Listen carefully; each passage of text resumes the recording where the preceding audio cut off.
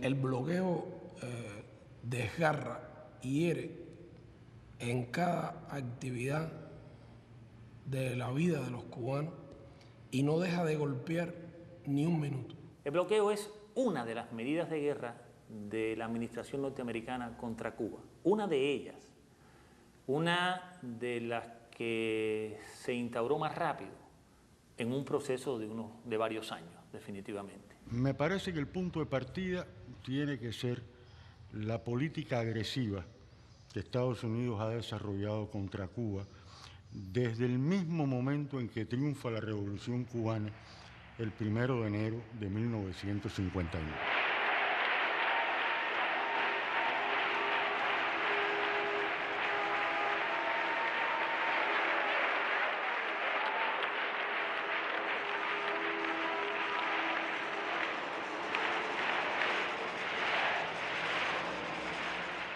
Cae el régimen de Batista. En la noche del 31 de diciembre, aunque algunos se fueron unos días antes de los jerarcas de aquel régimen, esta gente se va llevándose plata. El New York Times publicó un editorial donde reconoce que esas personas que se fugaron de Cuba al caer el régimen de Batista se llevaron consigo físicamente los valores del Tesoro Nacional cubano. ¿Usted ha visto un centavo de ese dinero? Jamás ni extraditaron a los ladrones, ni devolvió el gobierno de Estados Unidos un céntimo. De manera de que no hay la menor duda que el primer golpe y uno de los más severos a la economía cubana lo propinó el gobierno de Estados Unidos.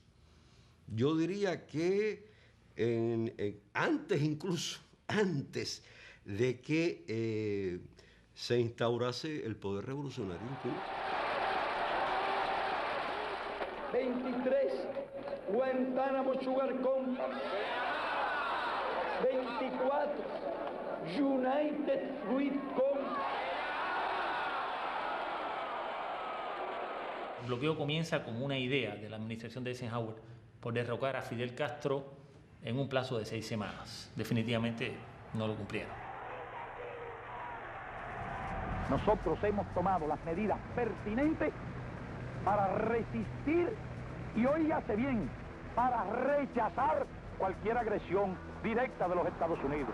Si hacen un bloqueo, van a engrandecer a nuestra patria, porque nuestra patria sabrá resistir.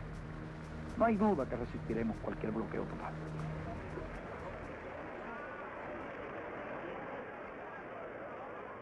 Y en ese mismo periodo comenzaron a surgir las primeras medidas del bloqueo. O sea, comenzaron por el corte del suministro de petróleo. Comenzó el gobierno de los Estados Unidos a rechazar crédito. Siguieron después por la prohibición de que las refinerías norteamericanas refinaran petróleo que no fuera norteamericano. Comenzó a reducir la cuota azucarera. Después suprimieron la venta de partes y piezas a las empresas cubanas. Imagínense ustedes, estamos hablando de un sistema industrial en los años finales de los años 50, inicio de los años 60, donde prácticamente toda la tecnología que había en Cuba era una tecnología norteamericana. O sea que hubo una conjunción en el tiempo entre los actos de sabotaje y los atentados y el inicio de las medidas económicas restrictivas contra Cuba. Cuba dependía en más de un 70% en su comercio del comercio con Estados Unidos. Cuba vendía a Estados Unidos más del 60% de su azúcar. Por lo tanto, en la lógica de la guerra, era una medida racionalmente pensada, intencionalmente dirigida a derrocar un gobierno. Hay un memorándum interno del Departamento de Estado donde un funcionario describe lo que ellos se proponen hacer. Este es un memorándum que no se conoció en aquel momento, que fue el año 60. Este documento viene a conocerse en los años 80, años 90, cuando fue desclasificado. En ese memorándum, este funcionario que hace un análisis de lo que significarían esas, y no estamos hablando ni de Torricelli ni de Helms-Burton, estamos hablando de las primeras medidas, los primeros pasos. Faltaba un año para la invasión de Playa Girón, faltaba un año para que Fidel anunciara que en Cuba había una revolución socialista. Decía, la mayoría de los cubanos apoyan a Castro. Era el documento preparado para el presidente. No existe una oposición política efectiva. Reconocía el hecho de que la revolución cubana tenía, como tiene hoy, un inmenso apoyo popular. De otra manera no habría podido sostenerse. El único medio previsible, decía, para enajenar el apoyo interno es a través del desencanto y el desaliento. Hay que lograr crearles desaliento, desencanto, basado en la insatisfacción y las dificultades económicas. Debe utilizarse prontamente, decía el subsecretario, cualquier medio concebible para debilitar la vida económica de Cuba, negarle dinero y suministros a Cuba, para disminuir los salarios reales y monetarios, a fin de causar hambre, desesperación y el derrocamiento del gobierno. La esencia de la política del principio ha sido golpear al pueblo, dañar a la gente, hacerla sufrir como medio de combatir a un gobierno revolucionario. Hay que apretarlos tanto, hay que meterle tanto vapor a la caldera hasta que estalle.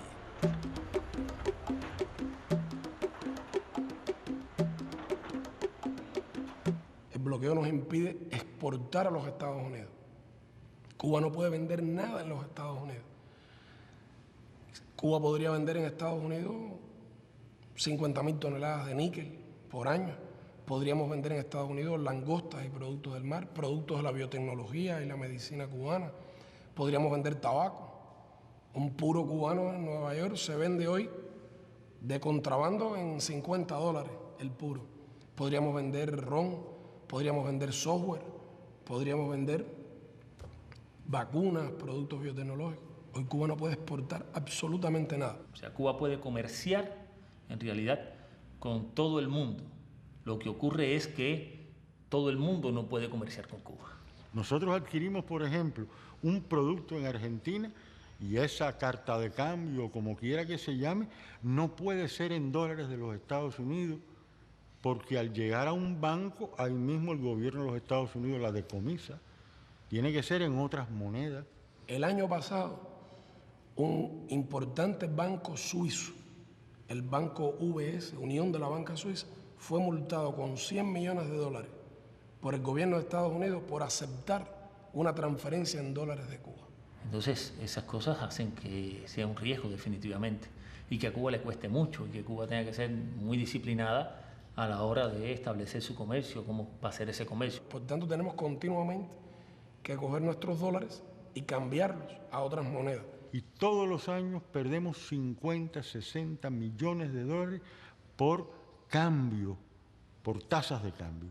Ninguna compañía puede exportarle a Cuba un producto o un equipo si ese producto que esa compañía canadiense, francesa, alemana, japonesa, argentina, tiene más de un 10% de componentes norteamericanos. Cuba no puede comprar el avión Boeing, por ejemplo. ¿Por qué? Porque es norteamericano. Pero tampoco puede comprar el Airbus, porque el avión Airbus, aunque es europeo, la parte electrónica, la aviónica, es norteamericana. Todas las embajadas norteamericanas tienen dentro de su misión extenderle cartas a las compañías de esos países que comercian con Cuba y advertirles además de las sanciones a las que se arriesgan y amenazarlos además que en caso de una Cuba sin Castro y sin socialismo quedarían fuera de la repartición del pastel. La empresa Mercedes-Benz en Alemania o la Mitsubishi en Japón tienen que demostrarle al gobierno de Estados Unidos que el automóvil que intentan exportar a Estados Unidos en los metales con los que fue construido no contienen níquel cubano. Y hay unos inspectores del gobierno de Estados Unidos que van a las fábricas, revisan los contratos, averiguan dónde usted compró el acero inoxidable con el que empleó para este automóvil. En una empresa en Australia, van entonces a Australia y revisan si la empresa australiana que fabricó el acero inoxidable usa níquel cubano. Y cuando usted le están diciendo que va a ser condenado, que no se le va a poder permitir vender en Estados Unidos, que sus ejecutivos no van a poder entrar en Estados Unidos, que los hijos de sus ejecutivos no van a poder entrar en Estados Unidos, pues definitivamente para un presidente de una compañía tiene que pensar esas decisiones. Así que el bloqueo es toda una madeja, es una guerra económica que no puede verse solo como un tema bilateral entre Cuba y Estados Unidos, que ya si fuera eso era grave, pero es que el bloqueo se aplica de manera extraterritorial. Por eso Cuba no pertenece al fondo, por eso Cuba no pertenece al Banco Mundial. Hay además órdenes explícitas a los funcionarios del fondo y del banco, que son instituciones que se rigen además por la cuota de participación de los países, y en ambos Estados Unidos tiene la mayor cuota, de que no se aprueban fondos ni programas para Cuba. El año pasado, el Banco Interamericano de Desarrollo prestó en América Latina en condiciones concesionales $9.000 millones.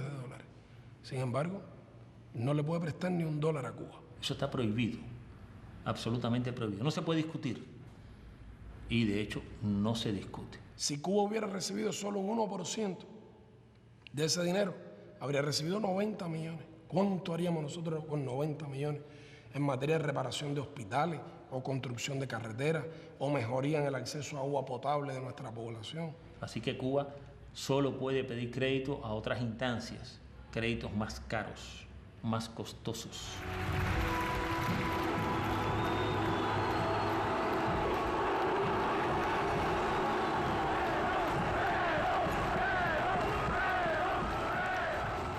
El bloqueo había sido roto por primera vez por la Argentina de Perón. Ya desde la época en que es Cámpora el presidente, se firman acuerdos muy importantes y se establece un gran impulso a las relaciones bilaterales entre Argentina y Cuba. El presidente Perón dio unos créditos a Cuba para comprar en la Argentina en el año 73 y Cuba fue a intentar comprar en la Argentina a filiales de empresas norteamericanas como la Ford, la Chevrolet, la General Motors y otras.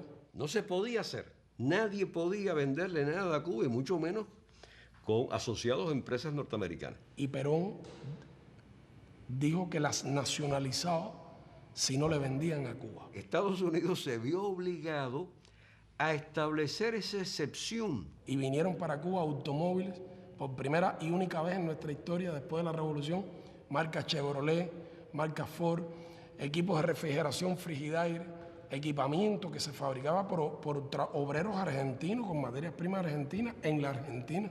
Eso funcionó hasta la ley Torricelli.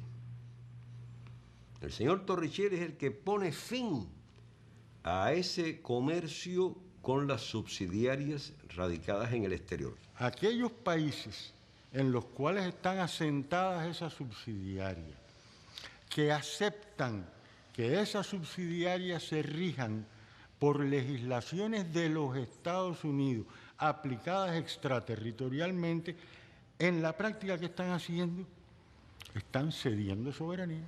Ese aspecto de la ley Torricelli y el otro aspecto, la prohibición a los barcos que participen en el comercio con Cuba, la prohibición a esos barcos a entrar a puertos norteamericanos. ¿Qué efecto tiene eso para Cuba?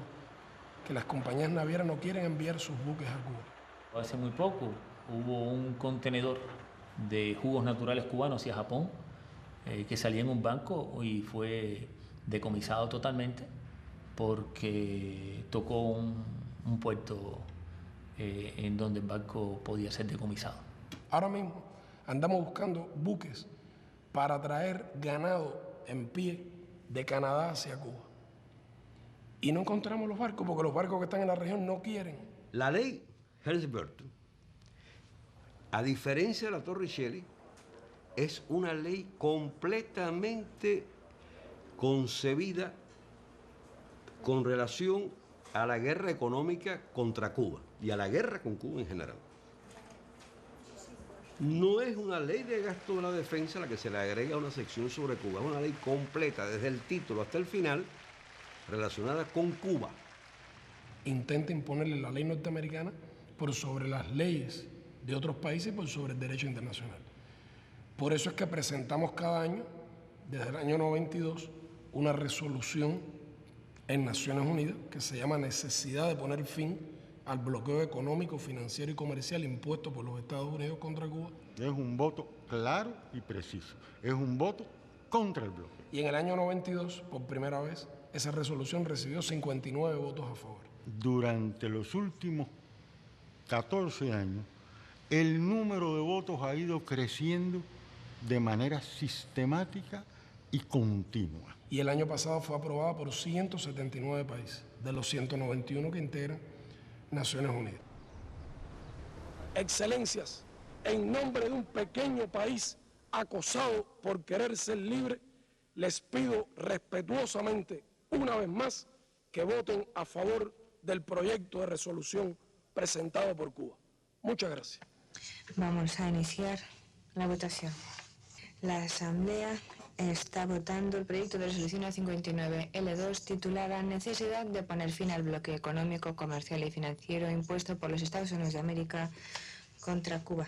Los representantes que estén a favor del proyecto de resolución A59L2 indíquenlo con su voto, así como los que están en contra.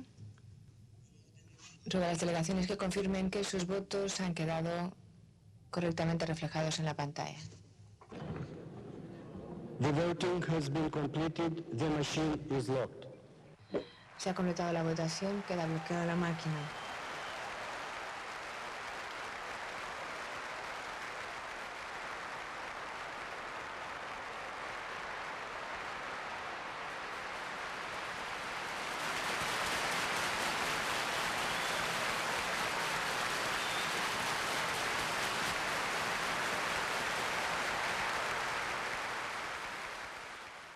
Que las resoluciones que aprueba la Asamblea General de Naciones Unidas son recomendaciones.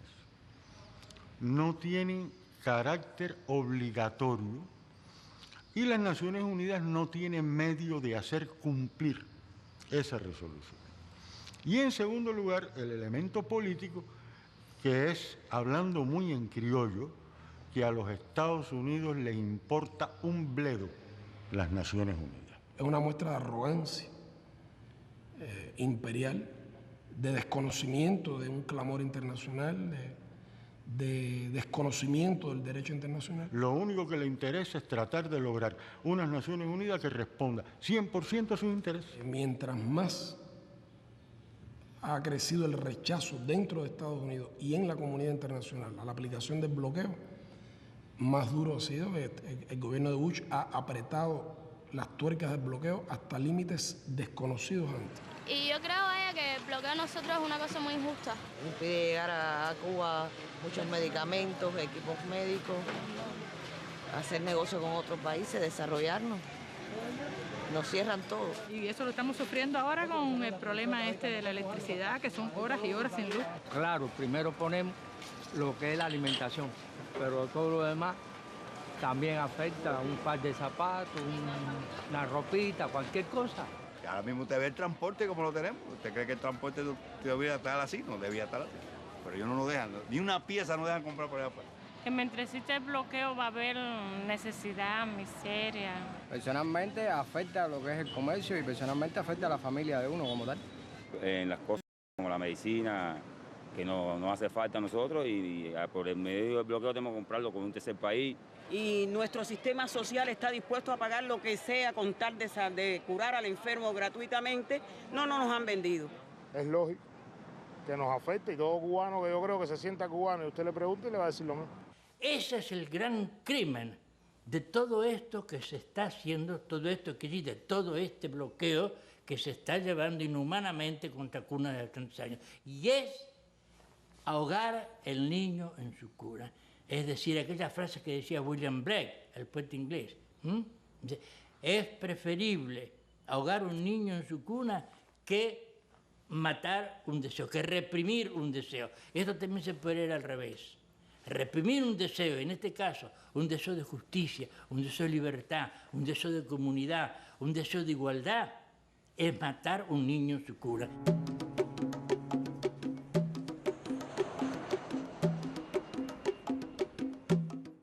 El bloqueo nos impide recibir turismo de Estados Unidos. Y el bloqueo, en términos prácticos, está violando la Constitución de los Estados Unidos, porque se prohíbe que los norteamericanos viajen a Cuba. El norteamericano que viaja a Cuba puede recibir penas de hasta 10 años de cárcel y $250.000 de multa. Construir 100.000 viviendas nuevas por año en Cuba es algo que podríamos hacer con 500 millones. La vivienda es el principal problema que tenemos los cubanos durante muchos años. Los últimos 15 años no hemos podido construir las viviendas que necesitamos. Tenemos que construir 100.000 viviendas por año durante 10 años, 20.000 de ellas en la ciudad para enfrentar ese que es el problema más grave. Hacer 100.000 viviendas lo podemos hacer con 500 millones. Y no podemos porque no tenemos ese dinero. Sin embargo, recibir 5 millones de turistas norteamericanos nos proveería $12.000 millones de ingresos brutos y no menos de 4 o 5.000 millones de utilidades. 10 veces más que lo necesario para construir 100.000 viviendas en un año. Una parte del turismo que venía de Estados Unidos eran cubanos que vivían allí. También en eso afecta, porque muchas familias no se arriesgan ahora a sufrir una condena, una multa, por violar lo que está establecido por el gobierno norteamericano. Que antes era de la generosidad de Clinton, que podían una vez al año visitar a su familia. Bueno, ahora con Bush es una vez cada 3. Sí le dan permiso, que pueden denegarlo. O sea, usted tiene, ahora el derecho se redujo a que usted puede, una vez cada 3 años, pedir permiso para visitar ya no a cualquier familiar, sino a la familia como ha sido redefinida por Bush. Es un ataque hecho a la familia cubana por el gobierno que supuestamente se ha vendido como defensor de la familia cubana. Así que el bloqueo realmente es el principal obstáculo para un mayor bienestar de los cubanos. El bloqueo realmente afecta la medicina en múltiples formas. Digamos, por ejemplo, obtención de determinados medicamentos que solo se producen en Estados Unidos. Hay que obtenerlo a través de terceros países. Cuando se logra obtener, hay que pagarlo mucho más caro. En el mismo caso de las enfermedades infecciosas, cuando sale un nuevo antibiótico o un producto para combatir un vector, por ejemplo, bueno, tampoco podemos obtenerlo. Conozco casos de gente muy desesperada cuando no tenía una medicina para aliviar el dolor de un anciano o para salvar a un hijo, etc. O sea, ha habido mucha mucha rabia, mucha desesperación, mucho sufrimiento, digamos, en la gente. Que haya pacientes que necesitan en un momento determinado un producto que no está en el país y que hay que mandarlo a comprar el norteamericano y no lo podemos obtener. Y entonces se ve afectado ese paciente.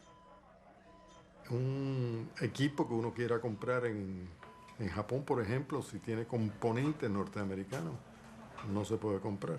Como ocurrió con una compañía canadiense a la que le compramos equipos médicos y después fue comprada a su vez por una compañía norteamericana y ahora nos niega las piezas de repuesto porque si no es sancionada por el gobierno de Estados Unidos. Se nos trató de privar de la influencia de las corrientes de la cultura universal. El bloqueo impide de manera sistemática, a partir de sus diferentes regulaciones en sus diferentes momentos, impide el intercambio de estudiantes de los Estados Unidos de Norteamérica con estudiantes cubanos e impide el intercambio de profesores de los Estados Unidos de Norteamérica con profesores cubanos. Inclusive ahí se perjudican también los norteamericanos porque Cuba tiene resultados interesantes y cada día les cuesta más trabajo venir a Cuba para congresos. Por ejemplo, los éxitos de nuestros centros de investigación biotecnológica y de ingeniería genética, todo lo nuevo que se ha creado. Intentaron inclusive que las publicaciones cubanas no pudieran ir a revistas norteamericanas. Eso lo intentaron, pero hubo una rebelión de las editoriales norteamericanas y tuvieron que retirar esa medida. Usted está completamente prohibido entrada en los Estados Unidos porque usted está tildado como yo soy como una figura que represento peligro para ¿cómo se llama? Para los Estados Unidos. No puede ser, porque yo lo único que hago es cantar. El arma mía es el canto, en mi boca. Yo no cojo a mi mano está limpiecita, automáticamente limpia, no tengo nada que ver con ningún tipo de armas. Ahora, si con la voz usted emite, usted mata o esto no está bien. Pero yo creo que mi voz no, al contrario.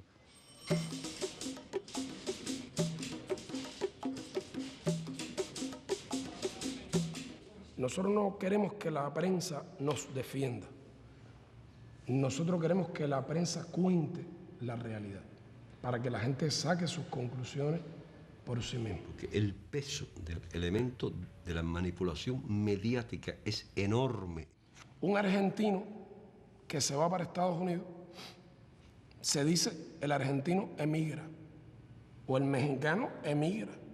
Un cubano, cuando va para Estados Unidos, se dice huye.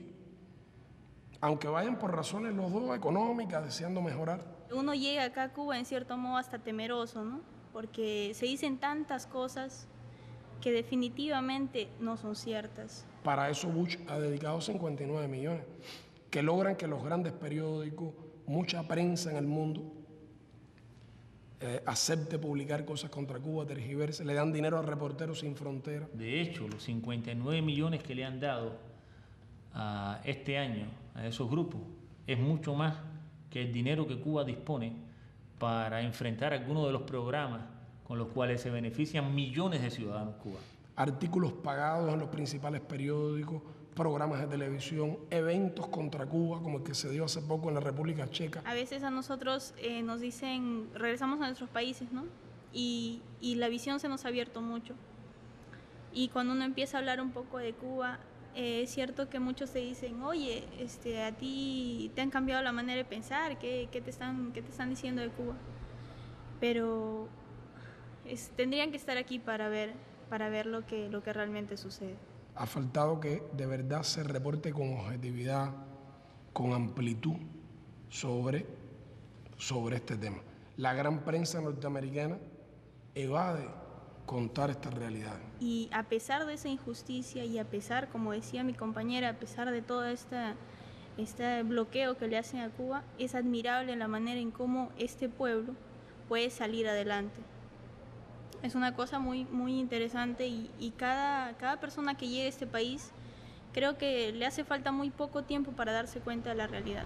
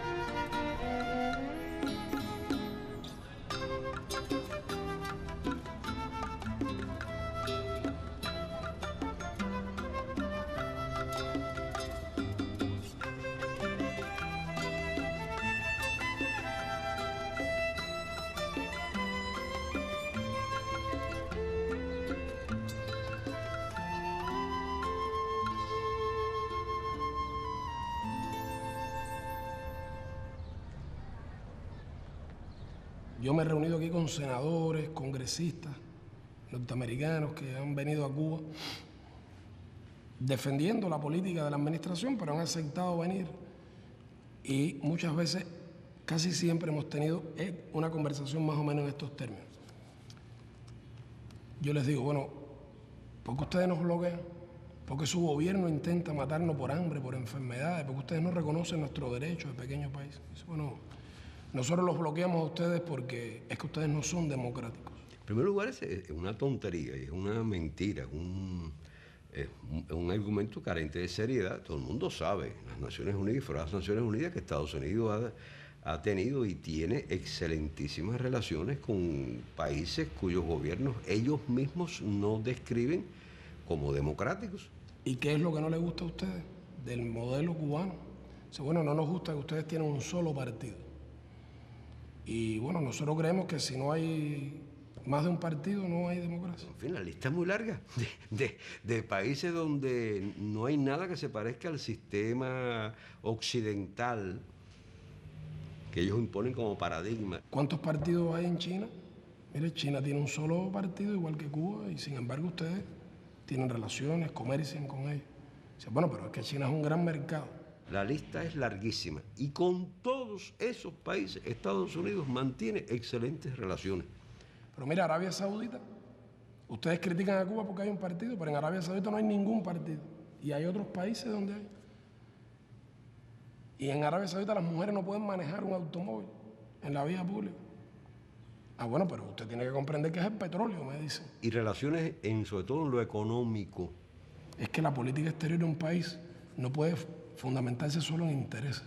Tiene que fundamentarse en principios. Es la diferencia entre ustedes y nosotros. Tiene que haber una ética. Ellos nunca le han preguntado a ningún país cómo se organiza a la hora de apoderarse de sus minas, de su petróleo, de lo que los interesa.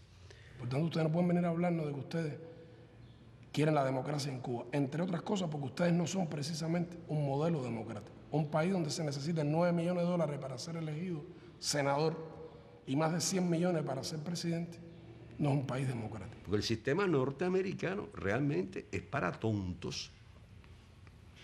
Sistema corrupto, carente de representatividad. El presidente se robó las elecciones una vez y se las robó la segunda vez, según muchos piensan. Y nosotros no aceptamos su modelo, reivindicamos nuestro derecho a tener nuestro modelo, nuestras elecciones, nuestra manera de gobernar nuestro país. Una de las cosas más simpáticas que me tocó vivir acá, bueno, y más aleccionadora fue que como yo soy padre de una cubana y como ya vivo ya hace más de 5 años, me dieron la posibilidad de votar en la elección. Tú llegabas y ibas a los lugares públicos, ¿entiendes? La bodega y veías la bibliografía de ellos, una cosa pequeña, de una hoja tamaño carta, donde tú veías simplemente las cosas que él había hecho en su vida. Y tú el día de la elección llegabas y votabas, se comentaba, se discutía, se analizaba de por qué este otro candidato, ¿entiendes? Todo eso, pero nada de que él anduviera por las calles paseándose, ni que el otro candidato anduviera por acá ofreciendo cosas, no, todo lo contrario. Ahora tenemos un delegado que él, digamos, hace muchas cosas por el bar, pero es un tipo que no deja su trabajo, que está todo el día trabajando y que llega después de cierta hora y te atiende en un lugar donde tú puedas hablar con él o él va a ver cualquier problema que hay y te va a ver a la casa. Trata de mantener todo, digamos, organizado, todo bien. Si fuera una periodista norteamericana, estoy seguro que ya me habría hecho la pregunta. Porque ellos lo repiten mucho. No, pero hay quien piensa que ustedes están muy contentos con el bloqueo, que ustedes no quisieran que lo levantaran. Ellos dicen, pretexto de los cubanos. Cuba está mal porque está mal administrada.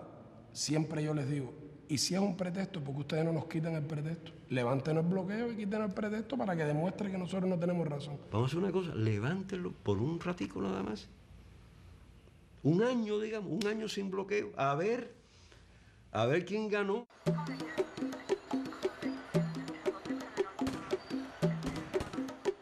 Un tema insólito en la política de Estados Unidos hacia Cuba es que la política del gobierno de Estados Unidos hacia Cuba durante muchos años no ha estado cimentada en los intereses nacionales de Estados Unidos.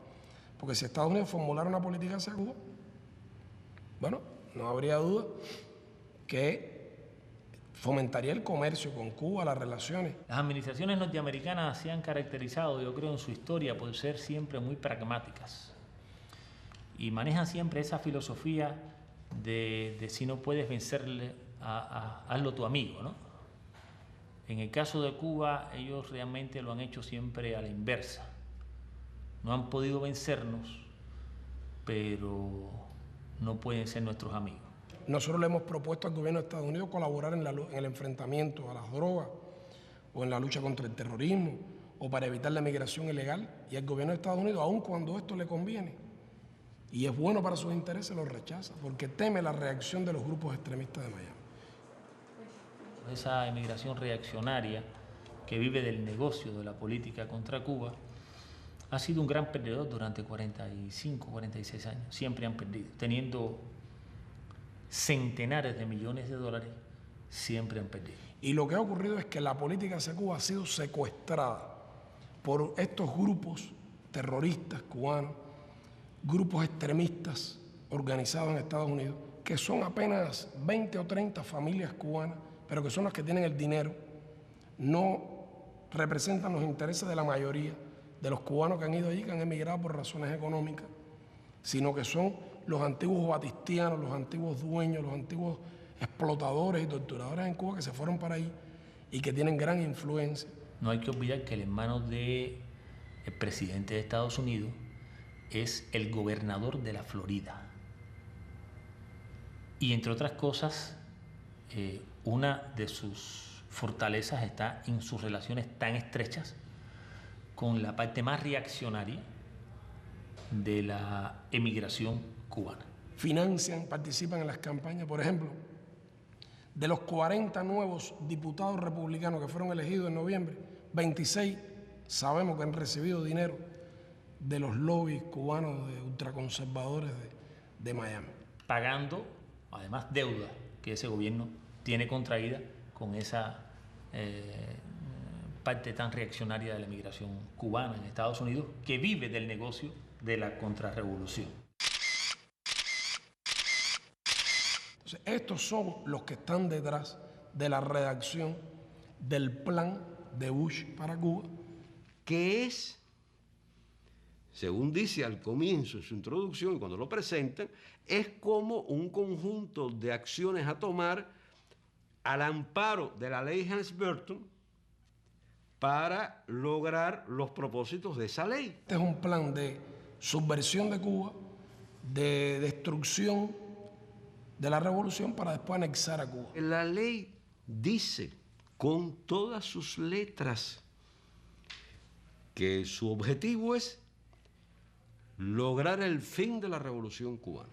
Bush declaró: no estamos esperando que se vaya Fidel, estamos trabajando para sacarlo cuanto antes. Que después del fin de la revolución cubana habría lo que ellos llaman un periodo de transición y después lo que ellos llaman una etapa democrática. Y define por escrito, está puesto ahí en una ley del Congreso, requisitos para que el gobierno de Estados Unidos considere que ya no está el régimen de Castro, que ya hay una transición o que ya hay una democracia. El primero, el más importante, es el referido a las propiedades que fueron nacionalizadas en Cuba al principio de la revolución. Estados Unidos nombrará en Cuba, después que logre derrotar a la revolución, nombrar un gobernador para Cuba y convertir a Cuba en una provincia de Estados Unidos. Desarmar todo el país, quitarle las cooperativas a los campesinos, quitarle la finquita a cualquiera de esos más de 100.000 campesinos que recibieron su tierra por la reforma agraria. Bush ha dicho: nuestra política hacia Cuba es el cambio de régimen. Por supuesto, desaparecería la educación gratuita, la salud. Todo eso está explicado en el plan de Bush. Todo eso es violatorio de la Carta de Naciones Unidas, violatorio del derecho internacional. Un gobierno, por poderoso que sea, no puede arrogarse el derecho de cambiar a las autoridades de otro país.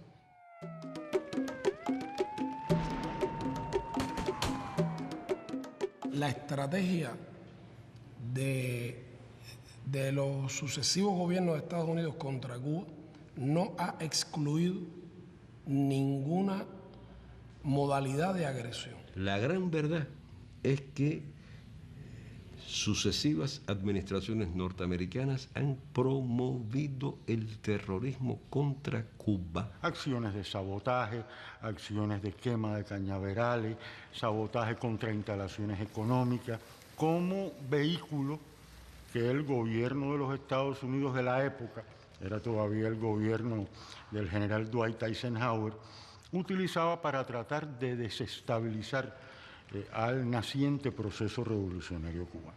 Hemos tenido que resistir la agresión militar.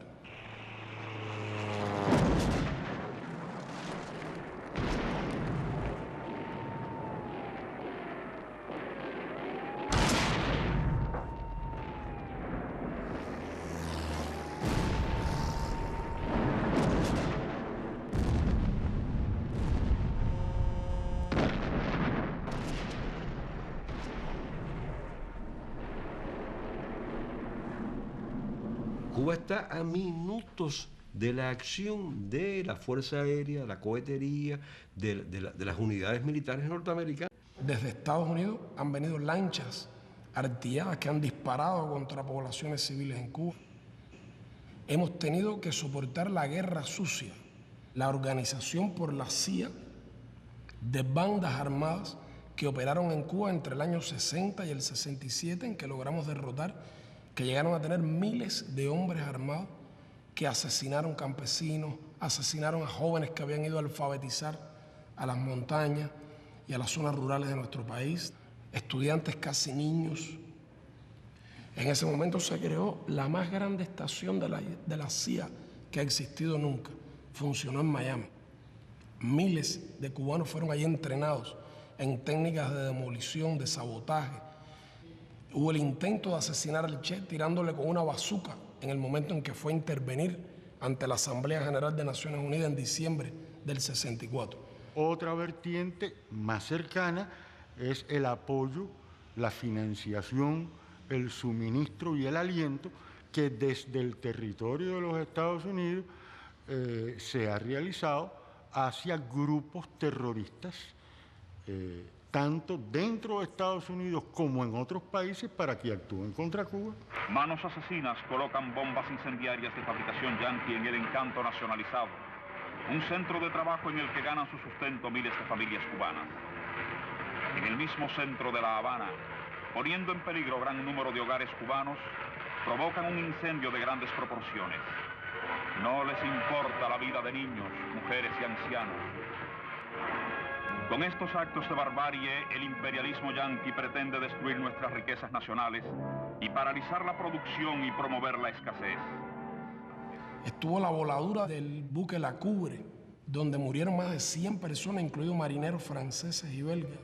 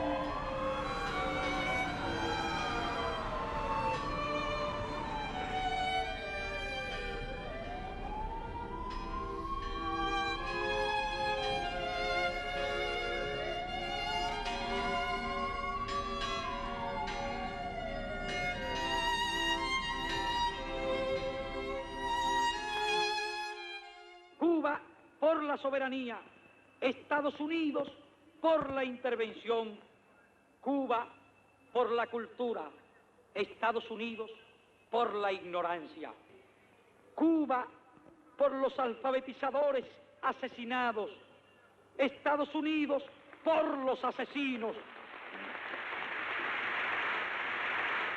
Ahí hay crímenes que fueron transfronterizos, que ocurrieron más allá de las fronteras nacionales, y unos cuantos en Estados Unidos.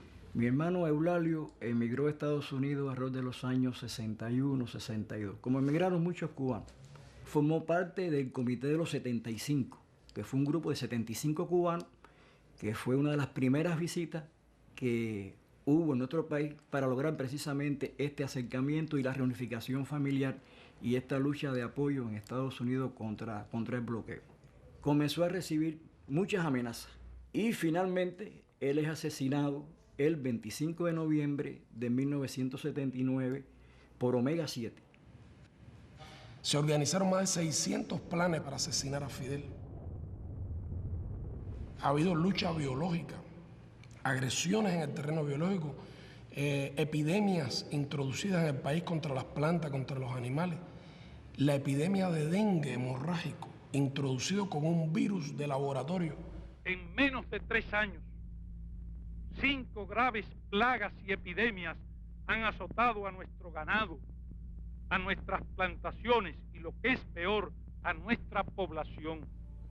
La fiebre porcina, el moho azul del tabaco, la roya de la caña, el dengue hemorrágico y, por último, la conjuntivitis hemorrágica, que han causado considerables daños materiales y humanos. En el año 81 entra en Cuba, en forma no natural, el dengue 2. Este dengue 2 aparece simultáneamente en 3 lugares de la isla a 300 kilómetros uno de otro. Y se produce una gran epidemia de dengue hemorrágico, fuera de todo contexto epidemiológico de la región de las Américas, en donde prácticamente en toda la historia solo 60 casos de dengue hemorrágico se habían reportado en las Américas. Y la epidemia cubana se reportaron 10.000 casos de dengue hemorrágico, con 158 muertos, de ellos 101 niños y 57 adultos, y un costo económico de $103 millones en 4 meses, pero logramos controlar la epidemia.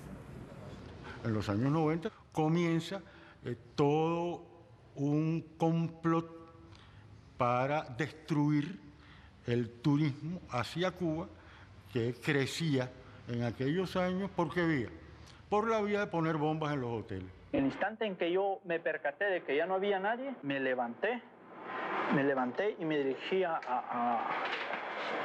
poner el explosivo. Llegué, entonces me acerqué como que iba a pedir algo por si la gente me observaba allá, y me senté a ver si salía el bartender.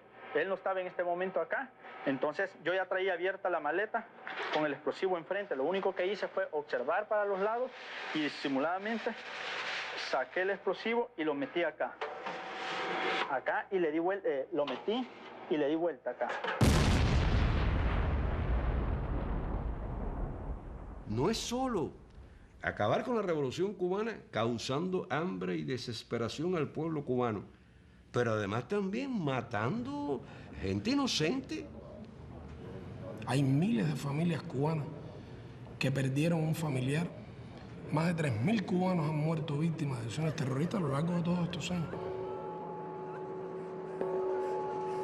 Eso es lo que se llama terrorismo internacional, que existió y que existe, que nació del patrocinio de determinados sectores norteamericanos, en los cuales los Bush ocupan un lugar privilegiado.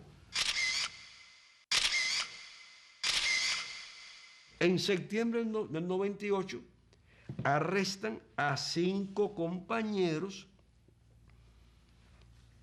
cuya misión fundamental en la vida era precisamente enviarle a Cuba esas informaciones, esos datos que hubieran podido ayudar a frustrar las acciones terroristas. El gobierno norteamericano conoce que existen porque Cuba le ha entregado información detallada de quiénes son, dónde radican, qué hacen, qué organizan.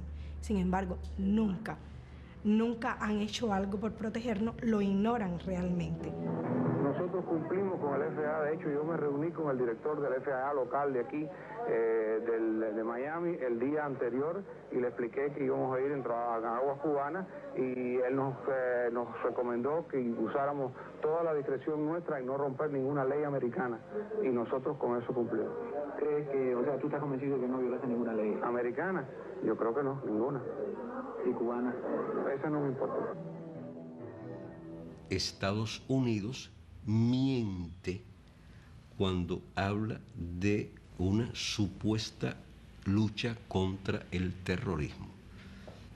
El gobierno de Estados Unidos transmite con emisoras de radio y con emisoras de televisión desde Estados Unidos, desde aviones de la Fuerza Aérea, tratando de borrar las estaciones cubanas, es decir, violando nuestro espacio radioeléctrico. La llamada Radio Martí y la TV Martí. Esos dos engendros. Que tú tratas de oír la emisora cubana y oyes una transmisión desde Estados Unidos donde dan consejos prácticos para incendiar tu fábrica sin ser descubierto, donde alientan la violencia, donde alientan el asesinato, donde le dicen a la gente por radio continuamente: el problema de Cuba se resuelva si logramos matar a Fidel. Imagínate, terrorismo mediático.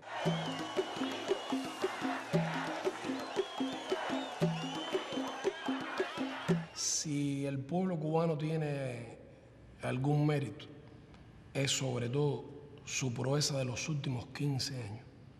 Porque durante los primeros 30 años de la revolución teníamos el bloqueo, pero teníamos las relaciones con la Unión Soviética, los países socialistas. Ellos compraron nuestros productos, ellos nos vendieron lo que Estados Unidos nos negaba, ellos nos dieron crédito, nos permitieron acceder a tecnologías que muchas veces eran tecnologías más atrasadas, gastadoras de combustible, pero bueno, eran las que podíamos, y así fuimos desarrollando nuestro país. Pero lo interesante es que cuando en el año 90 desaparece la Unión Soviética, desaparece el campo socialista con el que nosotros podíamos comerciar y protegernos, y nosotros nos quedamos solos de un día para otro, perdiendo los socios comerciales con los que teníamos el 85% de nuestro comercio. Entonces sí, Carolina, se probó si esta era una revolución verdadera con apoyo popular. Y en cuestión de horas, este país cayó en una situación muy difícil, que es lo que llamamos el periodo especial. Entre el año 89 y el año 93, en 4 años, el Producto Interno Bruto de Cuba cayó 35%. Imagínate que en Argentina, en todos los años de la crisis, cayó 22%. El efecto real fue un segundo bloqueo, porque de pronto se caen esos mercados, de pronto perdemos todos los suministros que estaban asegurados con esa parte del mundo. Las importaciones cubanas, que en el año 89 habían sido de 8.500 millones, cayeron a 1.500 millones. Se paralizó la agricultura porque no tenía combustible, fertilizantes, piezas de repuesto para la maquinaria agrícola. Se paralizó la industria. Hubo que empezar a buscar nuevos mercados donde vender nuestro azúcar, nuestros cítricos. Todo eso bajo la persecución del bloqueo norteamericano, que se hizo cada vez más duro. Fue entonces que vino la ley Torricelli para dar la última puñalada. La ingesta calórica diaria de los cubanos cayó de 3.000 calorías diarias a 1.900. Según la Organización Mundial de la Salud, no puede ser menos de 2.400 kilocalorías diarias. Imagínate qué restricción. Y sin embargo, en esos años en que pasamos hambre, de 800 medicamentos que en Cuba se usan, 500 no los había. No había cómo producirlo, no teníamos materias primas, se paralizó el transporte. Tú venías a La Habana y no había automóviles en las calles, 1 millón de bicicletas diariamente rodando en la ciudad. 20 horas diarias sin electricidad. Nos quedamos, como en la clásica imagen, agarrados de la brocha. Retiraron la escalera y no nos caímos tampoco. Porque el modelo social, que en esa coyuntura no dijo, bueno, pues sálvese quien pueda, que se salve el más fuerte o el que tenga más dinero. Dijimos, hay poca comida, Bueno, lo primero es priorizar a la mujer embarazada, al niño recién nacido, al anciano que vive solo. Y no dijimos, bueno, pues privatizamos los servicios y el que tenga dinero que lo pague y el que no, bueno, que se adapte a la idea de que no tiene derecho. Ha habido que levantarse, que superarse, que ser capaces de ser más creativos, de ser más esforzados. Dijimos, vamos a mantener nuestras escuelas abiertas, aunque no tengamos los libros, aunque tengamos cuando termine el curso que coger esos libros, volverlos a coser para entregárselos a los niños. Las familias se prestaban los uniformes de unos niños a los otros. Compartíamos lo poco que teníamos, la solidaridad entre los vecinos, el Estado jugando un papel, no dejando abandonado a nadie a su suerte. Y hoy, cualquiera que objetivamente vea la situación cubana, tiene que darse cuenta que hoy la situación, con grandes dificultades, con grandes problemas, que usted los habrá apreciado, me imagino, sin embargo, es mejor que la que teníamos cuando comenzó lo que llamamos el periodo especial. Empezamos a desarrollar el turismo, aceptamos un poco de la inversión extranjera, desarrollamos nuevos rubros de nuestra producción, empezamos a producir nuestro propio combustible y poquito a poco fuimos saliendo adelante.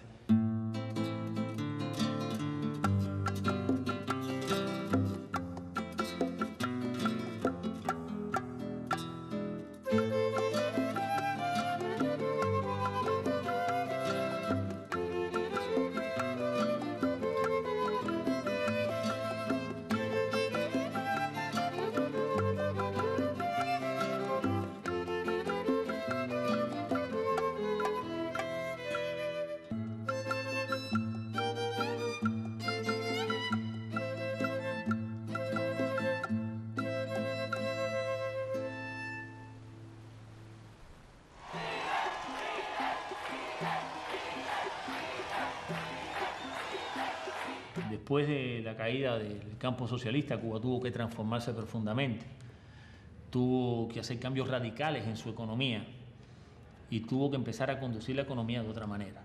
Y tuvo que pensar, además de eso, en otros sectores productivos. La situación ha evolucionado gracias a la sabiduría, al esfuerzo, a una política muy consistente y sobre todo al esfuerzo de nuestra gente. Hoy nuestro país tiene grandes fortalezas, sin lugar a dudas, en un grupo de sectores que hace 15 años prácticamente no existían.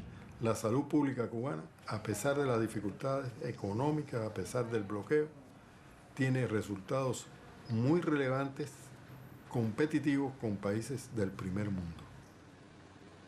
Nuestro país ha tenido que hacer esfuerzos extraordinarios para, por ejemplo, aumentar la esperanza de vida de los cubanos, que ya sobrepasa los 75 años. Cuba cerró este año con 6.8 de tuberculosis, 6.8 por 100.000. Y ahora nos estamos proponiendo eliminar la tuberculosis en Cuba, cuando hasta en los países desarrollados está aumentando la tuberculosis. Una mortalidad infantil de 5,4 por 1000 nacidos vivos, que es una de las más bajas del mundo. O sea que hoy en día, cuando usted analiza los indicadores de salud de Cuba, todos están muy por encima de la región y ya a nivel de país desarrollado. Tenemos un sector biotecnológico y farmacéutico, que es un sector de punta, que ya le transfiere tecnología y le vende tecnología hasta a empresas norteamericanas. Hay una empresa norteamericana que se llama CancerVax, está radicada en Texas, que logró que el Departamento del Tesoro le diera un permiso para comprar tecnología cubana. Tecnología cubana para una vacuna terapéutica contra el cáncer. Cuba es el único país que ha vivido una crisis económica y social de esa magnitud sin afectarse los intereses, los indicadores sociales. En la educación ha sido igual. Ya hemos tenido que hacer esfuerzos enormes para poder desarrollar un sistema educativo verdaderamente universal y gratuito. El sistema de enseñanza en Cuba, el sistema de enseñanza artística en Cuba, constituye un modelo para América Latina. En pocas instituciones en el mundo vinculadas a la enseñanza artística tienen en un mismo espacio, como lo tiene el Instituto Superior de Arte, todas sus manifestaciones artísticas. Debo recordar que más de 40.000 jóvenes de 120 países se han graduado en Cuba en las universidades y las escuelas cubanas, 30.000 de ellos africanos. Ahora mismo estudian en Cuba más de 16.000 jóvenes becados gratuitamente. En la escuela cubana son aulas de 25 personas los máximos y hay microscopio para cada chico, o sea, eso está garantizado. Y saber que esas clases personales no solamente son para nosotros que somos extranjeros, así se le da también en la escuela cubana, algo que es bastante fundamental y me parece que vale la pena destacar a pesar del bloqueo. Y bueno, le hemos ofrecido a esos jóvenes estudiar en Cuba, son hijos de familias pobres, de 80 etnias indígenas distintas de América Latina. De esos 16.000 jóvenes, más de 10.000 estudian la carrera de medicina. 1.500 se graduarán este año como médicos en nuestro país. Nosotros tenemos en 68 países, tenemos médicos cubanos trabajando sin un costo para esos países. Es una prueba de la fuerza de las ideas y es una prueba de la vocación social, de la vocación humanista del proyecto de la Revolución Cubana. Nosotros tenemos un sistema muy eficiente, muy solidario y muy ligado al desarrollo de la Revolución Cubana. Yo creo que eso es lo principal y ese es el pecado que no nos perdonan. Ellos bloquean a Cuba porque no aceptan la idea de que un pequeño país que fue siempre su feudo se haya convertido en un país independiente, haya desafiado. Bloquean a Cuba porque de alguna manera Cuba es un símbolo de luz. Cuba es la idea de que se puede ser un país distinto, independiente, un país solidario. Solamente quienes viven este proceso desde adentro pueden tener la justa dimensión de la cantidad de energía que ha sido necesaria para que todo esto pueda desarrollarse. Pero le hemos dado a la gente sentido de la dignidad, orgullo nacional de tener nuestra cultura, hablar nuestro idioma, tener nuestras instituciones, haber hecho nuestra constitución por nosotros mismos. En un país que era una colonia norteamericana, donde los soldados de Estados Unidos se retrataban orinándose en la estatua del héroe nacional cubano, donde el embajador de Estados Unidos decidía el presidente que sería elegido y donde las compañías transnacionales norteamericanas dominaban toda la economía de nuestro país. Tenemos defectos como cualquier ser humano, pero tenemos esa característica que nadie más ha podido desarrollar y tampoco hay que enorgullecerse de eso. Los demás pueblos no han tenido la oportunidad de tener que soportar un bloqueo de 45 años y después que se les caiga el amigo y tener un periodo especial de otros 10 en que hay que inventar, en que hay que crecerse mucho para sobrevivir. Cuando Fidel se para y explica, la gente sabe que no miente, sabe que no hay cuenta secreta en un banco extranjero, saben que nosotros no nos robamos la plata del gobierno, ni vendemos y traficamos influencia para recibir beneficios materiales. La gente en Cuba sabe que cuando se va la electricidad, como ahora que tenemos dificultades y se nos va la electricidad, se va también a las casas de los ministros. Y saben que nuestros hijos no van a colegios especiales, saben que nuestros hijos van allí con el resto de los niños del barrio, en los lugares donde vivimos. Y la gente sabe que sin igualitarismos que no tendrían sentido, pero con una gran austeridad, el gobierno, los que tenemos responsabilidades, trabajamos para la gente y no consideramos los cargos públicos que tenemos una prebenda o un derecho que nos viene, sino una responsabilidad, una oportunidad de servir a nuestros compatriotas. Y tenemos autoridad moral. Ese es nuestro secreto. Tenemos capacidad de pedirle a la gente un esfuercito más, que ya la luz se ve casi al final del túnel. Lo que debemos es de unirnos, todos los pueblos del mundo, ¿usted entiende? Y gritar a la vez que nosotros lo que queremos es la paz, sobre todo. Nosotros necesitamos la paz. Viviendo nosotros con la paz, hay de todo, se consigue todo. Con una dosis de ilusión, si tú quieres una palabra más linda, más justa, con una dosis de sueño enorme, poniendo junto todo eso, haciendo de todo eso una especie de gran, ¿cómo te diría?, de un aquavite, de un agua de vida, haciendo que todo eso arda de alguna forma, es que van a surgir en cada uno de nosotros la solución o la posible solución para ese momento y para esa circunstancia. El bloqueo se gana fundamentalmente con la fortaleza de la revolución y con la solidaridad, lógicamente, de los países del mundo, ¿no? Y no tengo duda de que el bloqueo será levantado y que si no somos nosotros, nuestros hijos, nuestros nietos, verán a su país desarrollado y libre sin la presión del bloqueo. Si nosotros los cubanos no queremos este sistema social, este gobierno, es un problema nuestro. Nosotros somos los que tenemos que luchar por mantenerlo o luchar por quitarlo. Pero que en este caso el imperialismo norteamericano se ha arrogado el derecho de creerse los tutores del mundo, los que dirigen la política del mundo. Yo quito y pongo al gobierno que me beneficie. Pero hay una realidad histórica. Ser diferente es un precio costoso. Y Cuba lo está pagando, pero tiene su premio. Precisamente por resistir tanto, la gente no quiere, no respeta. Hay que luchar. Si usted no lucha, no puede llegar a tener lo que usted quiera tener. Además, ¿qué sistema político tú me quieres imponer a mí como América Latina? Si en 100 años, ¿qué progreso tiene América Latina? Más pobreza, más subdesarrollo, más miseria, los niños no van a la escuela, usted lo ve en los vertederos buscando comida, usted lo ve en la calle limpiando zapatos en horario de clase. Entonces, ¿qué modelo social tú me quieres imponer a mí? Si es que yo estoy mirando, no sirve. Aquí el gobierno ha hecho cosas casi imposibles de hacer por salir adelante. Pero bueno, aquí estamos, con bloqueo y sin bloqueo, aquí estamos y seguimos para adelante. Porque no dejaremos que nos opriman ni nos destruyan por nada del mundo ni por nada. Y para adelante y con Fidel hasta adelante. Y los pueblos poco a poco se van despertando. Y poco a poco la independencia y la integración de América Latina va a llegar. Más temprano que más tarde, pero va a llegar.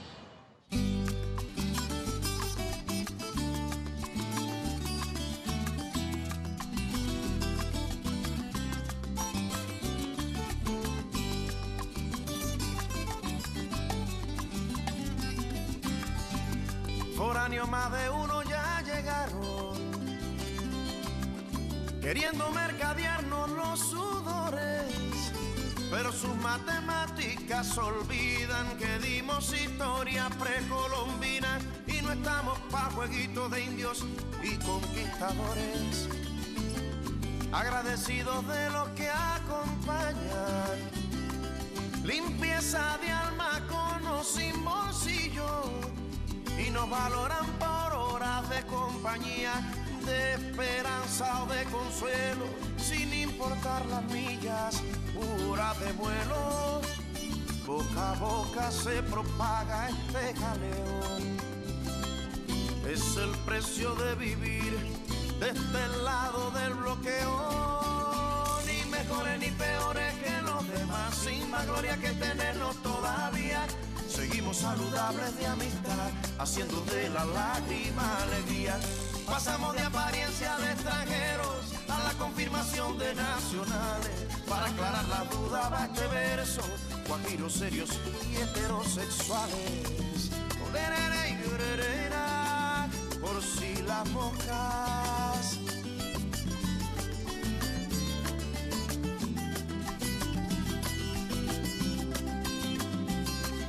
Por si las moscas. Ni mejores ni peores que los demás, sin más gloria que tenernos todavía. Seguimos saludables de amistad, huyendo a la epidemia bobería, sin farándula ni piña ni intenciones de colgarnos a los movimientos. El tiempo nos revienta de canciones, obreros de los buenos sentimientos. Ni mejores ni peores que los demás, sin más gloria que tenernos todavía.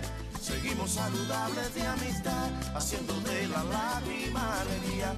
Pasamos de impresión como extranjeros a la confirmación de nacionales. Para aclarar la duda fue este verso, guajiros serios y heterosexuales.